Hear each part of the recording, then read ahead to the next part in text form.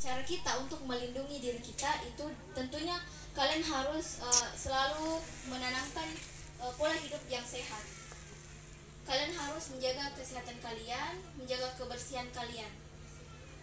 Nah, saya tadi lupa jelaskan sedikit, pengidap HIV itu dia dapat ditularkan melalui transfusi darah, penggunaan jarum suntik yang sama, kemudian melalui lendir atau keringat itu juga bisa deh.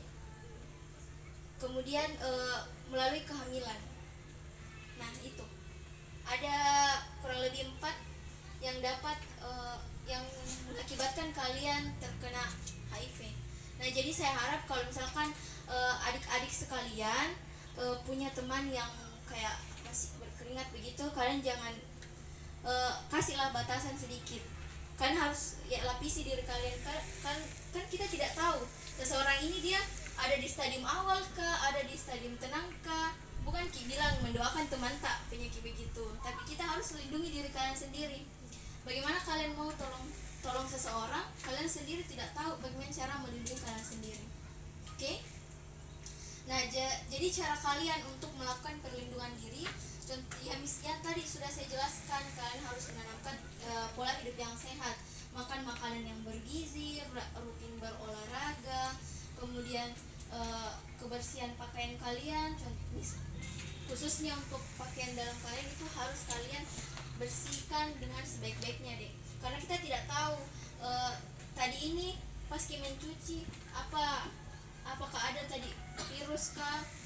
Nah jadi kalian sedikit tambahan untuk kalian, kalau misalnya kalian mau cuci pakaian dalam kalian itu harus biasakan menggunakan air hangat untuk merendamnya.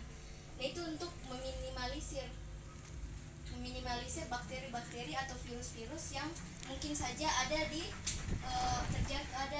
pakaian kalian. Nah tadi kita sudah membahas mengenai perlindungan, sudah? Oke. Nah poin terakhir di sini kita akan masuk di pendidikan remaja sebaya yang sebenarnya. Mengapa kita mengapa materi ini atau ini tadi tidak disebutkan di awal? Karena pendidikan remaja sebaya itu seharusnya kalian sudah tahu, kalian sudah pahami setelah menerima materi-materi tadi. Kalian sudah siap di sini, kalian sudah tahu bagaimana materi-materi tadi bisa menjadikan kalian seorang pendidik remaja sebaya yang baik, baik di lingkungan keluarga kalian, baik untuk teman sebaya kalian, baik untuk orang-orang di sekitar kalian, keluarga kalian. Nah, bagaimana sih kita sebagai anak PMR untuk menjalankan fungsi kita sebagai pendidik remaja sebaya? Ya tentunya kalian harus selalu memperhatikan teman kalian. Maksudnya memperhatikan bukan sedikit-sedikit, sudah makan, sudah mandi, bangun Niki. Nah bukan perhatian seperti itu deh. Kalian harus lihat teman-teman kalian, misalkan ada teman kalian yang mungkin lagi ada gejala-gejala sakitnya, perhatikan kenapa Ki, atau misalkan ada loyo terus ini teman tak datang kalau ke sekolah, mungkin ada masalah keluarganya. Nah kalian mungkin bisa kayak tanya kenapa Ki. Nah itulah peran sebagai pendidik remaja sebaya. Kalian itu berperan sebagai wadah untuk mereka, sebagai wadah mereka untuk mengungkapkan semua rasa mereka. Karena orang-orang yang seperti itu biasanya dia tidak punya, dia bisa disebut sebagai broken home. Nah dia anak satu-satu, tapi oke lah, semua yang dia mau itu bisa dia dapatkan, tapi kasih sayang orang tuanya itu tidak ada.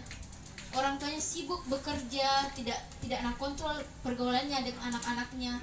Jadi dia kalau di rumah sendiri. Nah, di sini dia pernah punya masalah. Larinya kemana? Ke teman-temannya.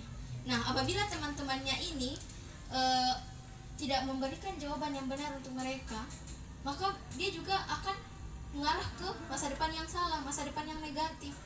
Nah, ini teman saya, karena dia tidak bisa memilih pergaulan, tidak bisa memilih teman, pergi ke temannya